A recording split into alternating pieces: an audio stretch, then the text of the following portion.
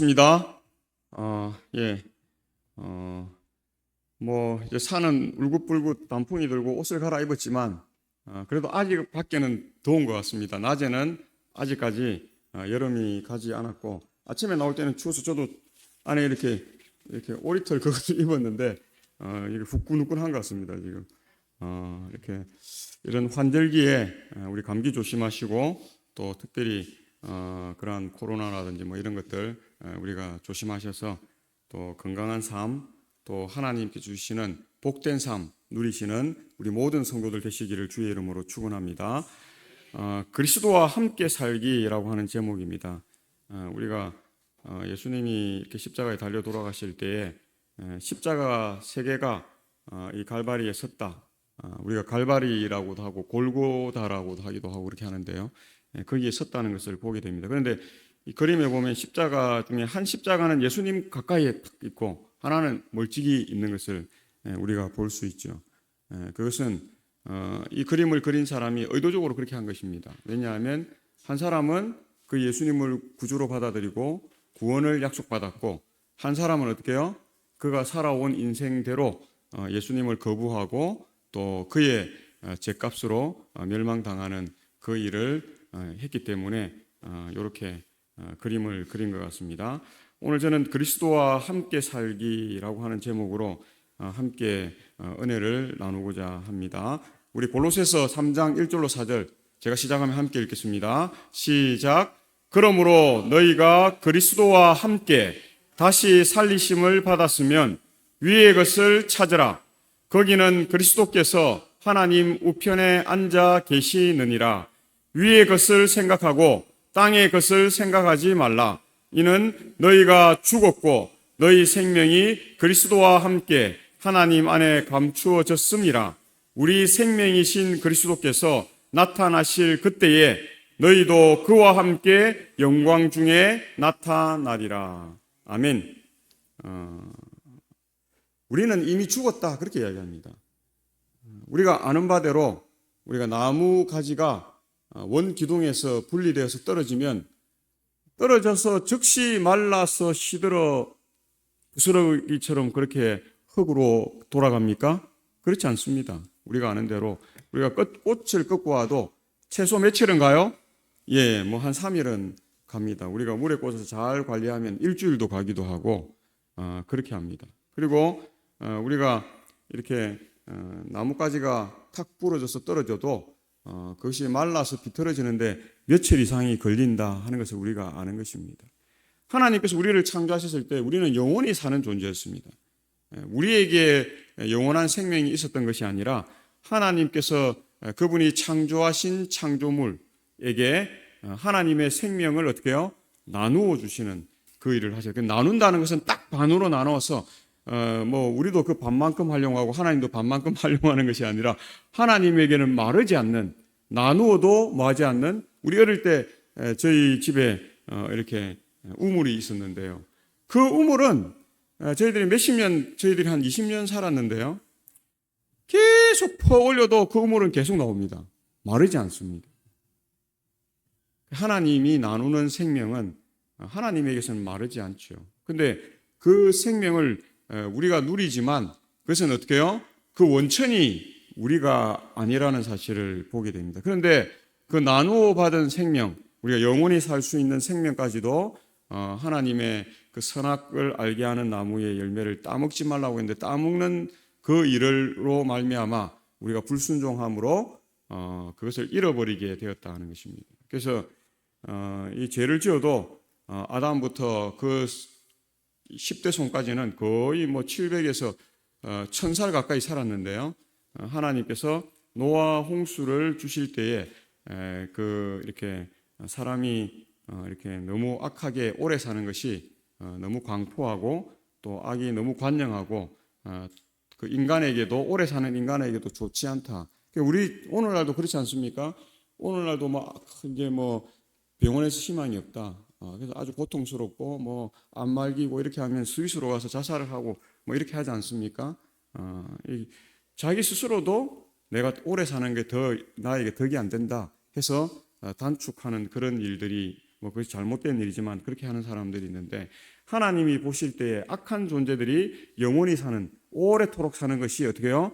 그 본인에게도 좋지 않고 그 본인도 고통스러워하고 괴로워하는 그러한 일. 그래서 성경에 보면 라멕이라는 사람이 내 상처 때문에 사람을 어떻게 해요? 죽이고 내 고통 때문에 사람을 다치게 하고 하는 그런 이야기들이 있지 않습니까? 그래서 하나님이 생명을 120년으로 단축하고 또 심판을 하시고 그런 이야기들이 나오는 것을 보게 됩니다. 그래서 이제 한때는 우리가 뭐 평균 생명이 뭐 60대, 뭐 조선시대는 30대, 40대 이럴 때도 있었어요. 지금 우리 조셉 장로가 가나 사람인데요. 조셉 장로가 이야기하기를 가나는 평균 수명이 46이랍니다. 가나 그 수명이 그런데 조셉 아버지는 한 90 정도 살았대요. 그래서 조셉이 지금 43인가 뭐 이런데 장가를 아직 안 갔어요. 그 43이면 거의 가나에서 살았으면 지금 어떻게 해요? 노인 취급 받는다고 하는 것입니다. 몽고도 그래요. 몽고도 가면 뭐 10대, 20대, 30대는 뭐 애들은 뭐 바글바글해요. 그런데 70, 80대는 어른들이 별로 없어요. 거의 60전에 죽기 때문에 그렇습니다.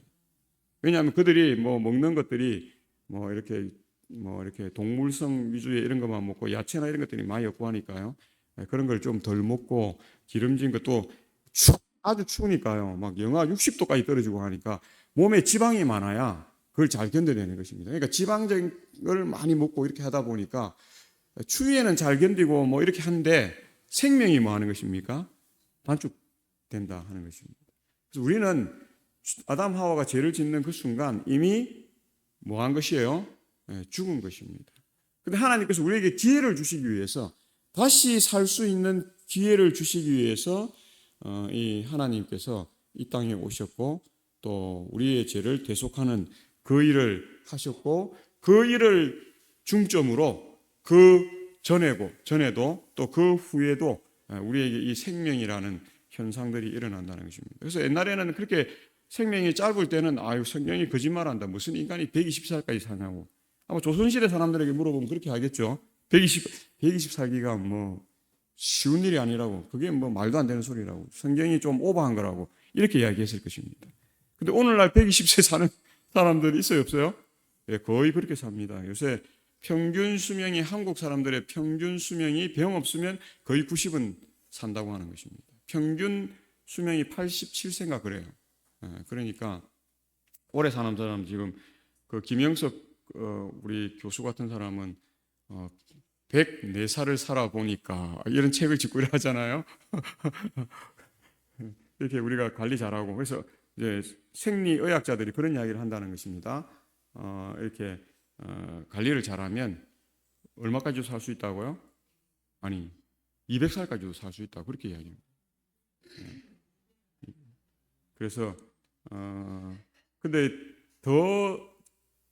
또 그가한 사람들은 우리 몸은 300년이 500년이 가도 뭐 예를 들자면 지방이 끼어가지고 뭐 혈관을 막는다든지 뭐 어떤 암이 생겨갖고 뭐 한다든지 이런 현상들만 우리가 안 들게끔만 하면 500년이 가도 끄떡 있어요, 없어요? 끄떡 없는 것입니다. 하나님이 만드신 때는 그렇게 만들어 놓으셨어요. 그런데 우리가 어떻게 해요? 하나님 말씀대로 안 살고 그 건강 생활을 안 하기 때문에 이렇게 우리가 병도 걸리고 뭐 사고도 당하고 뭐 여러 가지 질병과 뭐 바이러스나 뭐 염증이나 뭐 이런 것들로 그렇게 된다 하는 것을 봅니다. 그래서 이미 우리는 죽은 존재예요. 그런데 하나님께서 우리를 살리시기 위해서 이 일을 하셨는데, 오늘 본문에서는 그리스도와 함께 그분과 함께 우리가 영광 중에 나타날 수 있다, 그렇게 말하는 것입니다. 그 일에는 조건이 붙어요. 땅의 것을 생각하지 말고 뭐 하라고요? 우리가 죽은 존재라는 것을 이해하고 구원받기 위해서 위의 것을 생각하고 그 감추어진 보배를 성경을 통해서, 하나님의 말씀을 통해서 뭐 해야 됩니까? 캐내어야 하는 것입니다. 그것이 우리의 믿음이고, 그 믿음이 너희를 뭐 한 것이라고요? 구원하는 지름길로 인도하는 삶이라고 하는 사실을 봅니다. 우리는 누구나 생명에 대한 6가지 질문을 받고 또 이 질문에 계속적으로 대답하며 살아갑니다. 사실은 7가지인데요. 그 첫 번째 질문은 Why of Life입니다. 왜 사느냐? 왜 살아요? 우리가 그 다음은이라고 하는 그 일화를 잘 알잖아요. 변호사가 될 법학생이 돈 많은 총리에게 가서 은퇴한 총리에게 돈을 좀 이렇게 빌려달라고. 제가 법학과를 졸업해서 변호사가 되면 다 갚겠습니다. 보니까 전도유망하고 성적을 갖고 왔는데 1등이에요. 그러니까 뭐 안 빌려줄 이유가 없죠. 이 사람이 변호사 되는 건 거의 확실하고 그 총리가 봤을 때 아주 장래성이 촉망되는 변호사가 될 사람이라고 하는 사실을 이 글래스턴 경이 인지를 한 것입니다. 그러면서 당신이 이제 이렇게 장학금을 내가 주면 뭐 하겠느냐? 대학을 졸업하겠다고. 그 다음에 뭐 하겠느냐? 그러니까 변호사 시험을 쳐서 변호사가 되겠다고. 그 다음은 뭐 하겠냐? 그래서 이제 로펌에 가서 좀 이렇게 배운 후에 기업을 해서 하겠다고. 그 다음 뭐 하겠냐? 돈을 많이 벌어서 집도 사고 아이들 잘 교육시키고 그렇게 살아요. 그 다음 뭐 하겠느냐고. 그러니까 뭐 자기 이제 뭐 은퇴한 후에 뭐 자기 하고 싶은 것도 좀 하고 뭐 그렇게 그 다음 뭐 하겠냐고. 일반에 한참 고민에 빠지더니 할 게 없거든. 처음에는 뭐 대학을 졸업해야 된다. 강한 의지가 있잖아요. 변호사 시험을 쳐서 합격해서 변호사가 돼야 되겠다. 그 다음에 뭐 개업을 해야 되겠다. 이런 목적이 딱 있는데 마지막에 그 다음 은퇴한 후에 이제 자기 하고 싶은 거 하면서 살다가 그 다음 뭐 하겠냐니까 답을 못 하는 거죠.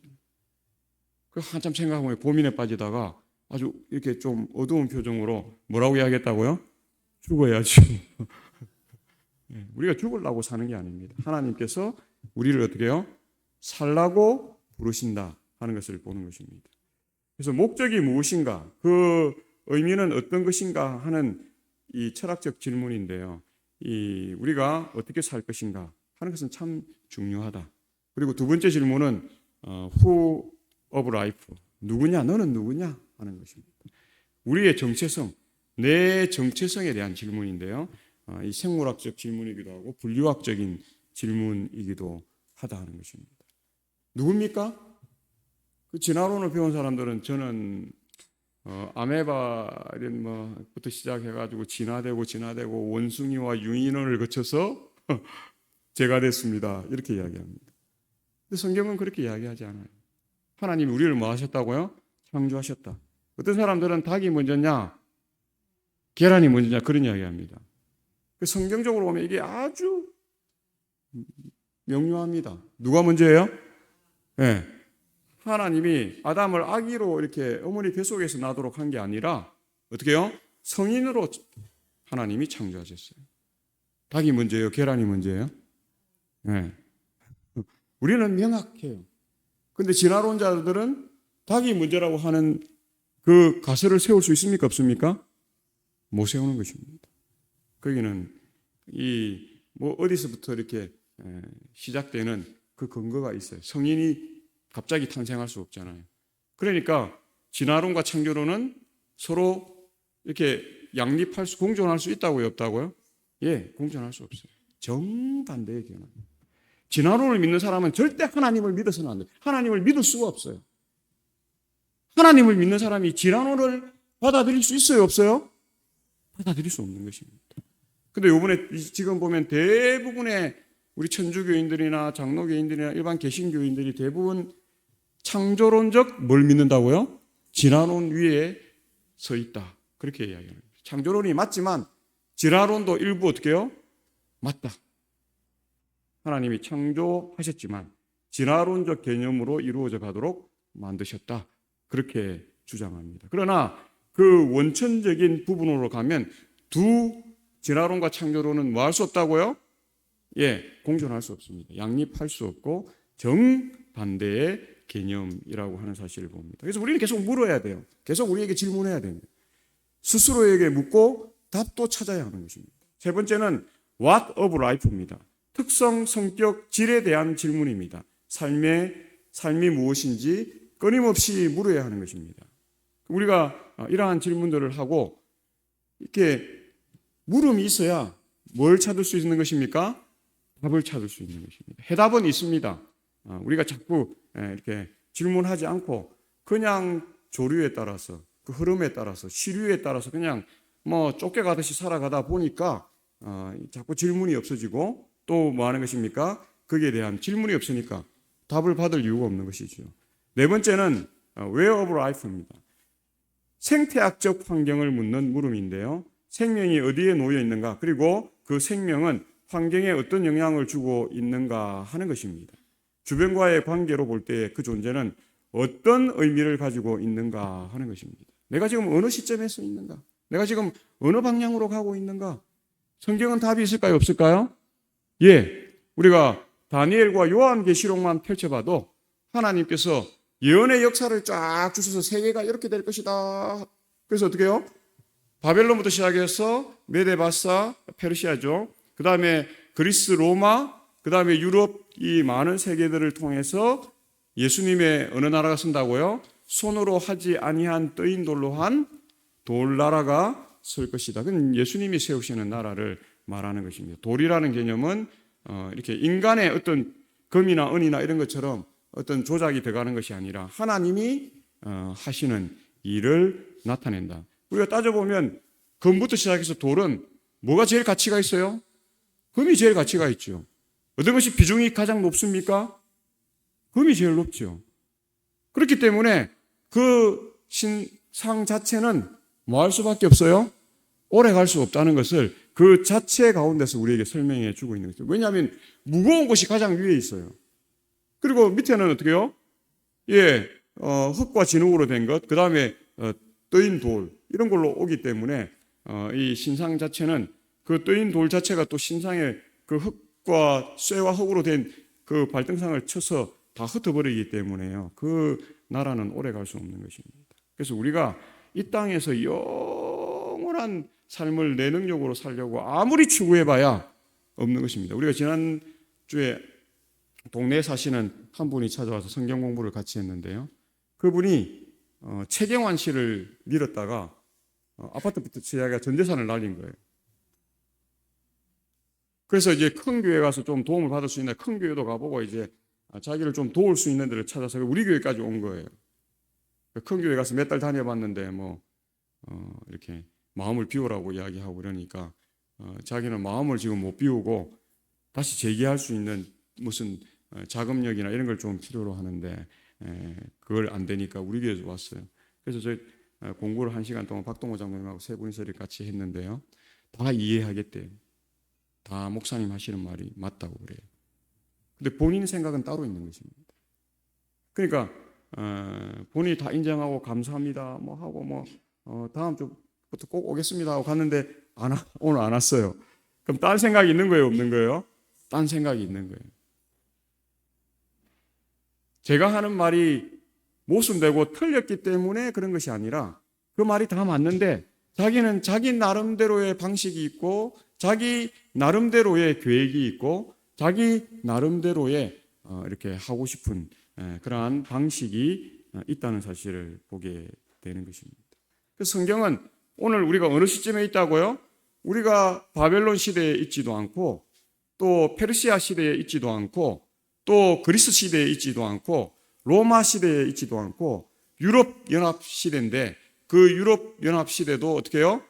예, 지금 마지막 이제 돌이 날아와서 이 나라들을 깨부수고 예수님의 나라, 하나님께서 약속한 하나님 나라를 세울 그 말세, 마지막 시대의 끝자락에 우리가 살고 있다는 사실을 보게 됩니다. 우리가 어느 교회 가서 물어보십시오. 가톨릭 가서 물어보고 장로교회, 침례교회, 성결교회 다 물어보십시오. 다 말세라고 이야기합니다. 마지막 때라고 이야기하는 시점에 우리가 살고 있다. 이 마지막 때에 우리가 무엇을 해야 할 것인가? 우리 개인적으로도 그렇죠. 하나님이 세상 역사도 그렇게 하실 것이지만 개인적으로도 우리가 10대, 20대, 30대, 40대는 우리가 죽으리라고 생각 안 합니다. 그렇죠? 내 하고 싶은 마음이 가장 강하지 내가 이 죽을 날을 예비해서 내가 어떻게 살아야 되겠다. 내가 이거 하고 싶지만 이게 내 미래에 도움이 안 된다. 내 영원한 생명에 도움이 안 된다. 그래서 이거 저하고 이렇게 하지 않고 내 하고 싶은 대로 합니다. 근데 언제쯤 되면요? 한 60, 70 이제 이래 되면 이거 내 뜻대로 다 되는 게 아니구나. 이제 이렇게 생각합니다. 그러면서 어떻게 해요?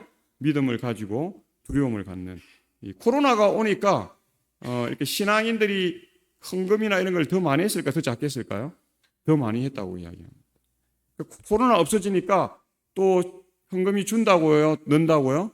또 줍니다. 전쟁이 일어나고 딱 또 이런 막 난리가 나니까 헌금이 늘까요? 줄까요? 늡니다. 예. 사람들은 자기가 할 수 없다 하는 것을 느끼게 될 때에 비로소 어떻게 해요? 그 마음을 이렇게 진리로 향하거나 또 다른 방향으로 향하는 삶을 살 수 있다 하는 것입니다. 그래서 이런 것은 참 중요한 것이고, 다섯 번째는 when of life인데요. 도대체 어느 때에 존재하는 생명인지 시점을 묻는 것입니다. 생명의 주기와 리듬을 묻는 것인데요. 또는 얼마나 살아갈 수 있느냐 하는 질문입니다. 우리 얼마나 살아갈 수 있을 것 같아요? 뭐 학자들은 뭐 잘하면 200년도 산다 하고, 또 뭐 평균 수명은 지금 100세 시대, 그래서 100세 가까이 막 이렇게 가고 있습니다. 그럼에도 불구하고 우리가 천년 만년 영원히 살 수 있다고요, 없다고요? 살 수 없습니다. 제약사상에서는 영원히 살 수 없는 것입니다. 그런데 성경에 하나님이 말씀하시기를 우리가 믿음으로 구원받아서 영원히 살 수 있는 그 하나님 나라에서 영원히 살 수 있다고요, 없다고요? 예, 있다는 것입니다. 지금 세상처럼 바이러스가 있고 뭐 균들이 뭐 염증이 있고 한 것이 없기 때문에 그렇습니다. 하나님이 처음 창조하실 때 에덴 동산에는 뭐 가시나 가시덤불이나 엉겅퀴 이런 게 없었어요. 그래 다른 말로 하면 바이러스나 뭐 뱀의 독이 있다고요, 없다고요? 독이 없어요. 뱀이 원래는 가장 아름다운, 하나님이 창조한 그 동물 가운데서는 가장 아름다운 동물이 뱀이었다고 그렇게 이야기해요. 근데 그 뱀이, 그래서 우리가 아름다운 것을 꼭 나쁜 것은 아닌데요. 하나님은 진선미의 하나님이기 때문에 나쁜 것은 아닌데, 아름답기 때문에 우리가 뭐 할 수 있어요? 예, 유혹에 넘어가기도 하고 또 자기가 자만하기도 하고 교만하기도 한 것입니다. 사단도 피조물 가운데서 천사장으로서 가장 뛰어난 존재였어요. 능력도 가장, 피조물 가운데서는 가장 많은 능력을 가지고 가장 중요한 위치에서 일을 하던 존재입니다. 근데 그가 타락했잖아요. 그래서 능력이 많고 뭐 재물이 많고 물질이 많고 내가 높은 직위에 있고 내가 막 이렇게 해서 그게 꼭 좋은 게 아니에요. 그걸 잘 관리하고 운용하고 해서 좋을 수는 있지만 우리가 까딱 잘못하면 어떻게 됩니까? 지금 대통령도 지금 뭐 이 월권 행위를 했느냐 안 했느냐 뭐 이렇게 그 문제로 지금 시끌시끌하잖아요. 그래서 고난과 능력과 재물이 많은 만큼 뭐가 또 필요해요? 그것을 잘 관리하고 또 하는 그런 일들이 필요로 된다. 신앙도 마찬가지다 하는 것을 우리가 봅니다. 그 다음에 우리가 여섯 번째가 이 how of life입니다. 우리 육하 원칙에 의해서 그렇게 하는 거죠. 존재 양식을 묻는 것입니다. 생명이 어떻게 존재하고 있느냐 하는 질문입니다. 그런데 이러한 여섯 가지의 질문보다 한결 더 중요한 질문이 하나 더 있는데 바로 whose of life라고 하는 내 생명은 누구의 것이냐 연결이 되죠. 누구의 것이냐, 어디에 속한 것이냐, 속성을 묻는 가장 근본적인 질문입니다. 그래서 성경은 하나님께서 우리를 뭐예요? 창조하셨다고 이야기합니다. 하나님께서 다른 것들은 말씀으로 창조하셨는데 우리는 직접 손으로 빚으셨죠. 그렇게 만드셨다. 아담 만든 것은 또 더 희한합니다. 이 아담을 창조하시고 독차하는 것이 좋지 못하다고 하셔서 어떻게 해요? 아담을 잠재우신 후에 갈빗대 하나를 취하셔서 하와를 어떻게 해요? 예, 그 갈빗대를 기초로 만드셨어요. 성경에는 그 이야기가 다 나오죠. 확실하게 우리의 속성이 무엇인지, 우리가 어디에 속해 있는지 하는 존재 양식들에 대해서 우리에게 분명히 말씀하고 계신다. 그래서 우리들은 무엇에 속해 있나 하는 것들을 늘 질문해야 합니다. 그 다음에 우리들은 도대체 무엇에 속한 사람일까 하는 것도 생각해야 합니다. 짐승과 사람이 같아요, 달라요? 창조의 원리는 똑같습니다. 그렇죠? 하나님께서 만드신 후에 그 코에 생기를 불어넣으셔서 살아있는 존재가 되게 했어요. 짐승도 똑같아요. 그런데 하나님께서는 사람에게 특별한 업무를 주셨어요. 이 모든 이 동식물과 이 지구를 청지기로서 관리하고 또 하나님께 예배하는 존재. 그래서 우리가 잠언이나 이런 데 보면 우리는 하나님께서 어떻게 해요? 하나님을 이렇게 예비고 하고 섬기고 하는 책임자로 우리를 두셨다 하는 것들을 말씀하고 있는 것을 봅니다. 그 다음에 그리고 우리들은 무엇에 소속하여 있는가? 청지기는 주인이 있어요, 없어요? 주인이 있다는 것입니다. 소속이 있다는 것입니다. 나는 뭐 내 하고 싶은 대로 하는데요. 나는 내 마음대로 해도 되는데요. 뭐 우리가 이렇게 살면 구원이 있어요, 없어요? 구원이 없는 것입니다. 뭐 스스로 그냥 됐는데요. 그 창조론을 빼고는 다 그런 겁니다. 빅뱅의 원리, 그 다음에 진화론은 뭐 이런 거 전부 다 뭐예요? 뭐 큰 폭발에 의해서 그냥 우연히 그렇게 되었다. 진화론은 뭐 미생물부터 뭐 그냥 이렇게 그거는 몰라. 왜 그렇게 되는지는 모르지만 그렇게 되었다. 그렇게 이야기합니다. 그러나 성경은 우리의 소속에 대해서 확실하게 말씀해 주시고 우리의 주인은 하나님이시다. 하나님으로부터 이 생명과 또 그러한 모든 능력이 우리에게 주어진다 하는 것입니다. 그래서 자아성찰, 정체성을 찾고 회복하는 일이 우리가 이제 어떻게 살아갈 것인가를 이렇게 확고하게 만들어주는 삶이 됩니다. 이 어거스틴이라고 하죠. 아우구스티누스가 성숙한 신앙인의 경지에 들어가기 이전에 있었던 일인데요. 하루는 희귀한 꿈을 꾸었습니다. 어디까지나 꿈입니다. 그가 하나님 나라에 갔는데 천국 문에서 천사가 그를 이렇게 신문하는 것입니다. 질문들을 하는 것이죠. 너는 누구냐? 어거스틴은 대답합니다. 일개 그리스도인입니다. 그러자 천사가 그를 자세히 들여다보는 것입니다. 그러더니 아니다. 너는 그리스도인이 아니야. 너의 머리와 생각은 예수 그리스도의 말씀과 교훈으로 차 있는 것이 아니라 철학자 키게로의 사상과 생각으로 가득 차 있구나. 꿈에 그런 꿈을 꾼 것입니다. 그러므로 너는 그리스도인이 아니다. 어거스틴은 깜짝 놀라서 잠에서 그 꿈에서 깨어난 것입니다. 그는 그 자리에서 통곡을 하면서 철저하게 회심을 하게 된 것입니다. 마침내 그는 그리스도의 말씀과 교훈으로 가슴을 가득 채움으로 비로소 그리스도인이 될 수 있었다고 고백하고 있는 것입니다. 우리는 그리스도와 함께 사는 그 삶이 진정한 그리스도인 삶이지, 그리스도와 함께 한다고 하면서 내 뜻대로 살고 내 방식대로 살고 내 생각대로 사는 삶은 이 어거스틴의 경험처럼 그리스도인의 삶이 아닌 것입니다.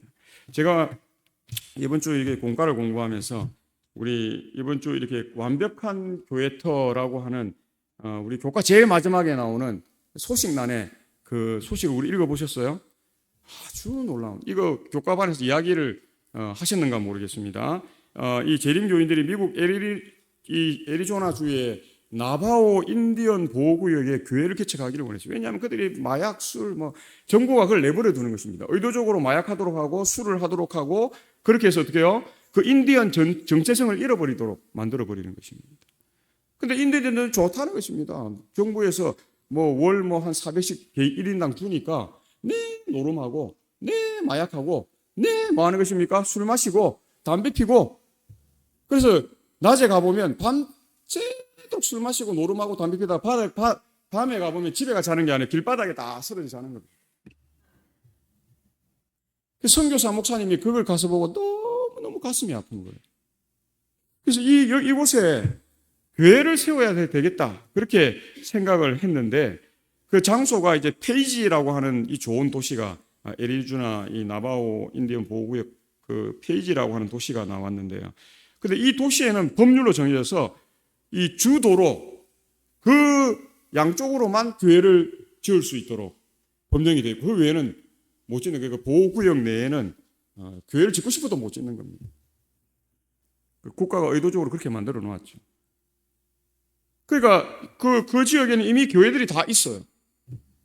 장소가 없어. 아무리 알아봐도 장소가 없어요.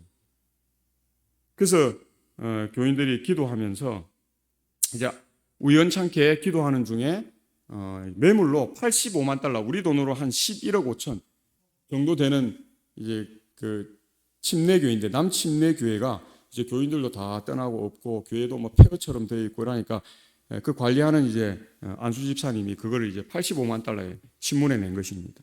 그걸 보게 되었어요. 근데 재림교회에서는 85만 11억 5천이 없었어요. 그걸 추진하던 사람들이. 그래서 가진 돈이 한 3억 정도 되었는데요.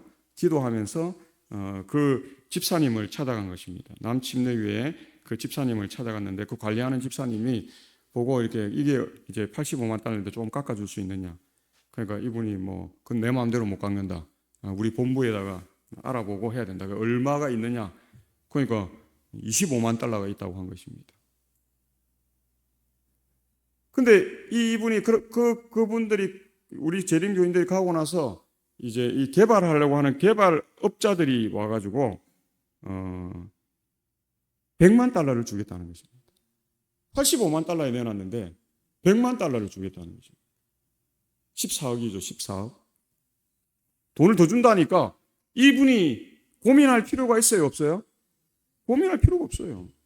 근데 이분이 믿음이 좋은 사람이라, 하나님을 신실히 믿는 사람이라 기도한 것입니다. 하나님, 14억 주고 이걸 팔아야 됩니까? 아니면 이 25만 달러, 3억 5천 주고 이걸 팔아야 됩니까? 하나님이 원하시는 방법이 뭐예요? 이 사람이 기도하던 중에 하나님의 음성을 들어요. 그곳에는 교회가 필요하다는 거죠. 그래서 이 사람은 주저하지 않고 자기 본부에다 연락합니다. 85만 달러에 내놨는데 이 개발하려고 하는 업자들은 여기에 개발해서 여기에 뭐 음식점도 짓고 막 이런 걸 지으려고 하는데 100만 달러를 주려고 한다. 그런데 나는 이곳에 교회가 꼭 필요하다고 생각한다. 기도했더니 하나님께서도 그렇다고 한다. 어떻게 할까요? 그런데 이 남침내교회도 참 대단해요. 어디에 손을 들어줬을까요? 개발업자에 들어줬을까요? 재림교회에 들어줬을까요? 예. 한국에서는 이단이라고 막 하고 이렇게 하는데 남침내교회는 이단이라 안 하거든요. 우리 교회를. 그러니까 어떻게 해요? 재림교회에 팔아라. 그래서 25만 달러에. 그래서 그 교회가 이제 교인 수는 지금 얼마 안 되는데 교회는 아주 큰 교회. 그 지역에서 가장 큰 교회고 교회 이름은 All Nations 재림교회입니다. 초월하는 것입니다. 지역을 초월하고 국가도 초월하고 모두가 하나 되는 그 교회를 만들어서 한다고 하는 사실을 우리가 보는 것입니다. 참 중요한 것 같습니다.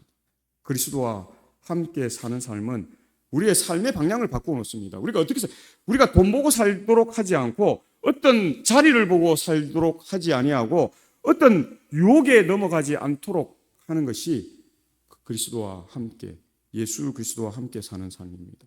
그래서 그리스도인이란 무엇인가? 첫째, 이미 죽었다는 것을 의미합니다. 언젠가는 죽는다는 것이 아닙니다.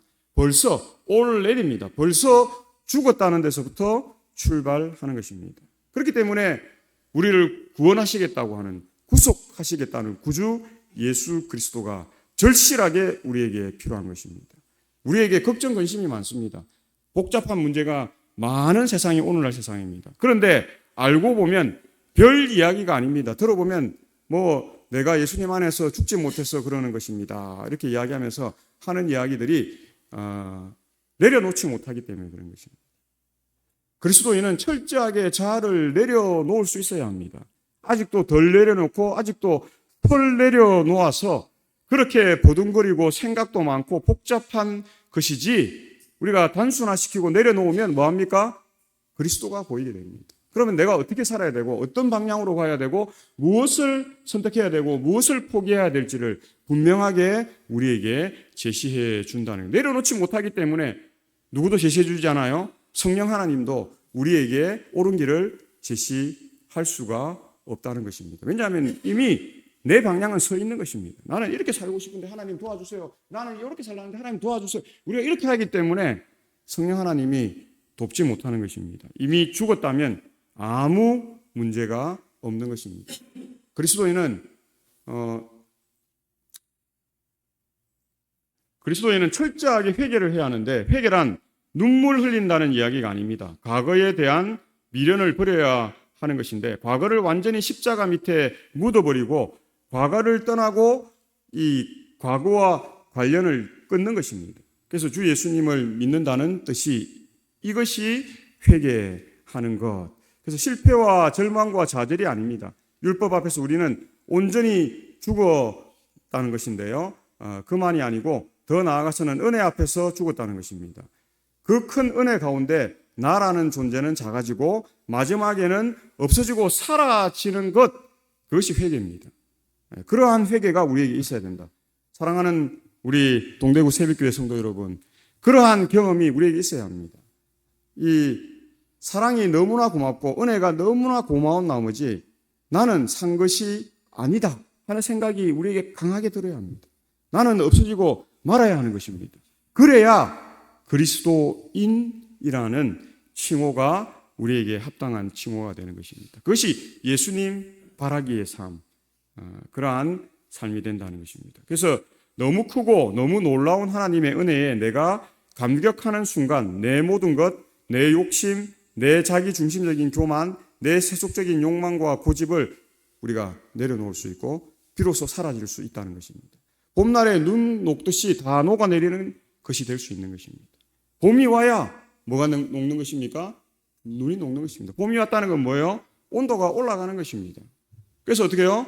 차가운 온도를 필요하는 눈이, 얼음이 뭐 할 수밖에 없어요?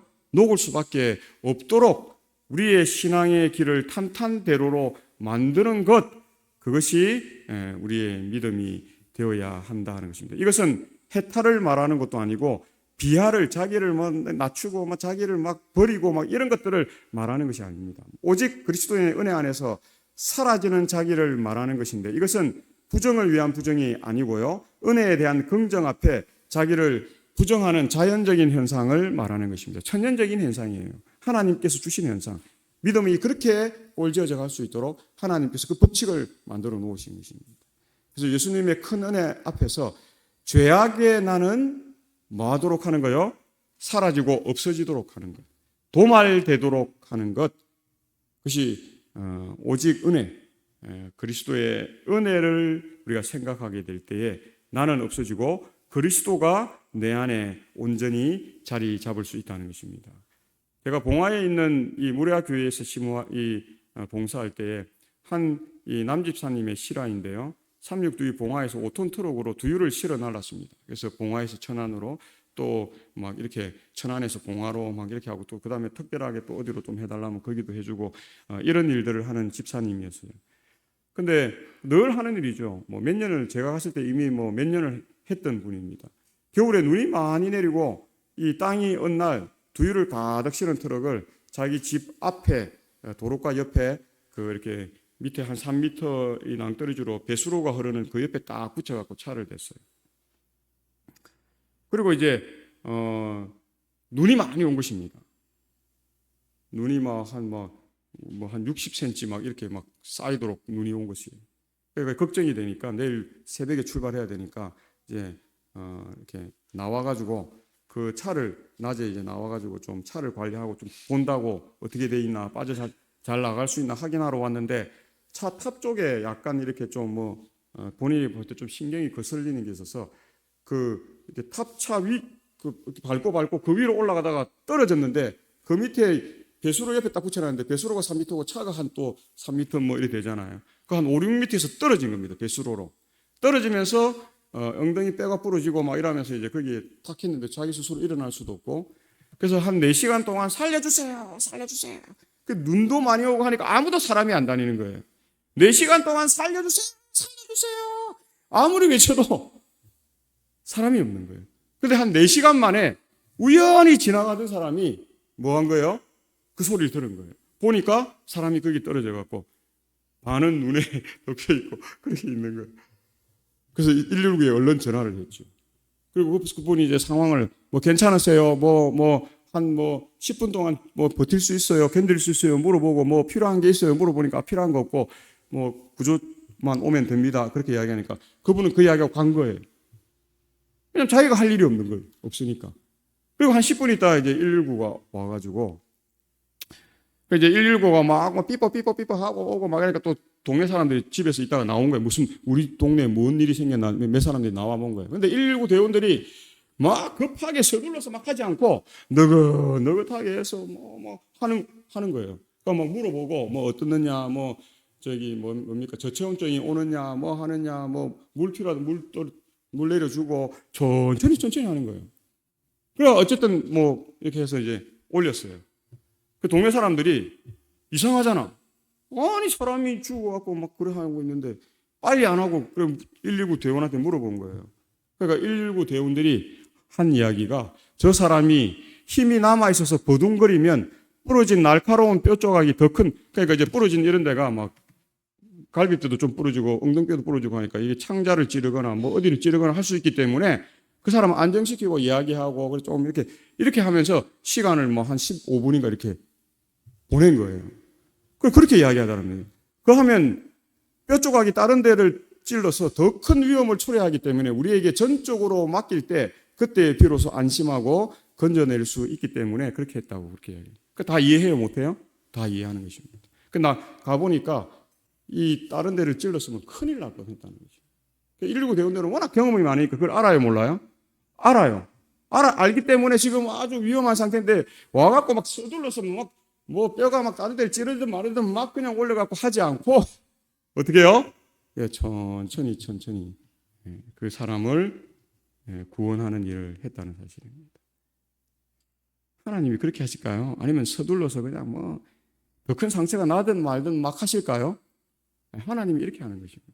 제 문제를 오래도록 해서 사람들이 어떻게 해요? 정말 이제 죄라는 것은 치가 떨리고 악이라는 것은 이제 더 이상 그들도 보지도 않는 상황까지 하나님께서 이끄신다. 그게 바로 죽었다는 것입니다. 우리가 죽을 때에 하나님께서 온전히 그 일을 할 수 있는 것입니다. 이 마카리우스라고 하는 유명한 이 사람이 제자가 묻는 질문에 답합니다. 제자가 이렇게 묻죠. 세상에 대하여 죽는다 하는 말을 하는데 그게 무슨 뜻입니까? 그는 아주 실질적으로 가르칩니다. 너 오늘 밤에 저 공동묘지에 이 무덤 속에 있는 사람을 보고 이 나쁜 놈들아, 이 위선자들아, 이 죽일 놈들아, 이 부자 놈들아, 이 천하의 고약한 놈들하고 계속 몇 시간 동안 욕을 하고 오랬어요. 그 제자들이 스승이 시키는 대로 하고 돌아옵니다. 그 제자들을 보고 마카리우스가 질문을 하죠. 어떻더냐? 반응이 어떻더냐? 그렇게 물어봤어요. 그러니까 제자들이 그 상황을 이야기하죠. 아무 반응도 없던데요. 그러니까 또 이 스승이 제자들에게 내일 아침에 다시 가서 이번에는 칭찬을 막 너가 할 수 있는 칭찬을 몇 시간 동안 늘어놓고 오라는 것입니다. 그래서 제자들이 갔죠. 훌륭하고 위대한 뭐 분들이시여 하고 뭐 칭찬하고 뭐 이런 이야기들을 몇 시간 동안 하고 이제 다시 온 것입니다. 또 마카리우스가 제자들에게 묻죠. 이번에는 어떻더냐? 그 제자들이 뭐라고 했을까요? 역시 아무 반응이 없던데요. 비로소 마카리우스가 이런 이야기를 했다는 것입니다. 그게 바로 죽었다는 것입니다. 죽은 자는 말이 없어요. 우리가 아직 말을 하고 아직까지 억울하다, 아직까지 아이고 이게 아니다, 이렇게 해야 된다 하는 건 뭐예요? 내가 살아있다는 것입니다. 내 안에 누가 있는 게 아니고 성령 하나님이 있는 게 아니고 좀 짜증난다고 좀 하나님대로 하지 뭘 자꾸 그렇게 하냐고. 그건 누가 살아있는 거예요? 내가 살아있는 거예요. 그거는 절대 그건 예수님의 음성이 아니에요. 절대 성령이 우리를 통해서 말하는 것이 아니다는 사실을 우리는 기억해야 합니다. 그건 죽은 게 아니에요. 아직 살아서 내 방식대로 살고 싶은 것입니다. 그래서 시대의 소망 676쪽에 그리스도 안에 거한다는 것은 그분의 성령을 계속적으로 받아들여 그분에게 봉사하는 일에 전적으로 복종하는 생애를 의미한다. 교통의 통로는 인간과 하나님 사이에 계속적으로 열려 있어야 한다. 포도나무 가지가 산 포도나무에서 수액을 계속적으로 빨아 올리는 것처럼 우리도 예수께 매달려서 믿음으로 능력과 그분의 품성의 완전하심을 그분에게서 뭐 해야 되는 것입니까? 받아야. 어떤 분들은 이런 생각이 있죠. 나는 이미 받을 만큼 받았어. 이제 나는 지시하고 시키고 그냥 내가 하라는 대로 하세요. 왜 그래요? 이런 사람들이 있어요. 시골에 갔더니 말을 꼭 그런 식으로 하더라고요. 참 우리가 바뀌어야 될 게 참 많습니다. 우리가 내려놓아야 할 게 참 많아요. 살자. 또 우리가 살기 위해서는 우리가 뭐예요? 죽어야 살 수 있는, 내려놓아야 살 수 있는. 그래서 예수 그리스도께 받아야 사는 삶입니다. 그래서 그리스도 안에 죽은 사람, 불안과 흔들림이 없습니다. 칭찬해도 교만할 것 없고 모략 중상을 당해도 말이 없습니다. 말할 필요가 없는 것이죠. 빌라도 앞에 서신 예수님의 모습을 보십시오. 갖은 모략 중상을 당해도 말씀하시지 않았습니다. 왜요? 대답할 가치가 없는 것입니다. 대답해봐야 이미 그들은 결정 나 있는 것입니다. 받아들여지지 않습니다. 그것으로 바뀌지 않습니다. 그래서 사도 바울이 우리 아테네에 가가지고 철학자들하고 다 토론해서 다 제압했어. 근데 받아들여요? 사도 바울의 이야기를 받아들여요? 받아들이지 않아요? 예, 받아들이지 않습니다. 그래서 사도 바울이 전도법을 바꾸었습니다. 이제는 토론이나 논쟁이나 뭐 어떤 철학적인 논리로 그들을 압도하는 것이 아니라 사랑으로 역사하는 능력을 나타내는 삶을 살았다 하는 것을 우리가 보는 것입니다. 세상에 대해서 이미 죽은 자는 말이 없습니다. 깨끗이 죽었기 때문에 상관하지 않습니다. 이런 사람이 그리스도인이라는 말씀이라는 사실을 우리가 기억해야 하는 것입니다. 그리스도인들이 정치한다고 말 많고 그리스도인들이 밖에 나가서 말 많고 이런 것은 아직 살아있는 것이다. 우리가 진리를 이야기할 때 우리가 말을 좀 많이 해도 됩니다. 예수님의 복음을 증거할 때는 말을 좀 많이 해야 되죠. 근데 내가 높아지려고 하고 나를 드러내려고 하고 내가 인정받기 위해서 말이 많고 큰 소리 내는 것은 뭐예요? 그건 그리스도인의 모습이 아니다. 갈라디아서 2장 19절에 이하에 보면 내가 율법으로 말미암아 율법에 대하여 죽었으니 이는 하나님에 대하여 살려 함이라. 이제는 내가 사는 것이 아니요 오직 내 안에 그리스도께서 사시는 것이라. 무엇과 함께요? 그리스도와 함께 십자가에 못 박혔기 때문에 그렇다 하는 것입니다. 시간이 없기 때문에 제가 다 줄이고요. 이게 참 중요한 건데 이건 줄이겠습니다. 요 마지막 이것만 보고 마치겠습니다. 우리 교과 2017년 2월 12일 100쪽에 보면 이런 이야기가 있습니다. 진정한 그리스도인 열매를 맺을 수 있는 첫 번째 비결은 그리스도 안에 거하는 것이다. 그리스도를 떠나서는 우리는 진정으로 영적인 열매를 맺을 수 없다. 성령의 열매는 외부에서 우리에게 부여되는 것이 아니라 우리 안에 계신 그리스도의 삶의 결과이다.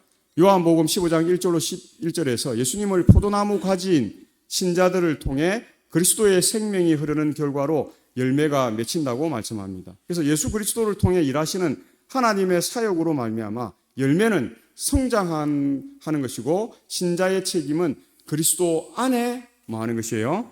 거하는 것이다 하는 것을 우리가 생각하시고 오늘 나의 뛰어난 지식으로 또 나의 뛰어난 어떤 능력으로 나의 많은 물질로 나의 높은 지위로 사람들을 모으려고 하지 마시고 우리가 그리스도로 말미암아 성령의 능력으로 그들의 마음을 바꿀 수 있게 되고 또 그들을 하나님께로 이끌 하나님이 원하시는 게 그렇습니다. 우리가 제가 한 큰 교회에 있을 때에 장로교회 권사님이 우리 교회에 오셨어요. 그래서 그분이 이제 그 교회가 됐는데 천부장이라고 해요. 자기 밑에 1000명이 있는 거예요. 아주 큰 교회에 있던 분이죠. 권사 한 분이 1000명을 관리하고 있으니까 월급도 받고 그분이 그렇게 이야기했어요. 목사님, 이 교회에 제가 아무리 못해도 몇백 명은 데리고 올 수 있습니다. 그렇게 이야기해요. 그래서 그때 우리가 이런 이야기했어요. 집사님, 많은 교인이 중요한 것이 아니고 진정한 교인이 중요한 것이다. 그러니까 그 집사님이 그러면 한 명도 데려올 사람이 없습니다. 자기가 밥 사주고 커피 사주고 빵 사주고 뭐 도와주고 해서 자리를 얼마든지 채울 수 있으나 진정한 그리스도인 자기가 그렇게 전도해 본 적이 없다는 것입니다. 오늘 우리가 어떤 삶을 살 것인가 깊이 숙고하시고 그리스도의 사람이 되는 우리 모두가 복음을 가장 잘 증거하는 그러한 믿음의 백성들이 되시고 승리하시는 삶 하나님 나라에서 다 만나는 우리 모두가 되시길 바라면서 말씀을 줄이겠습니다.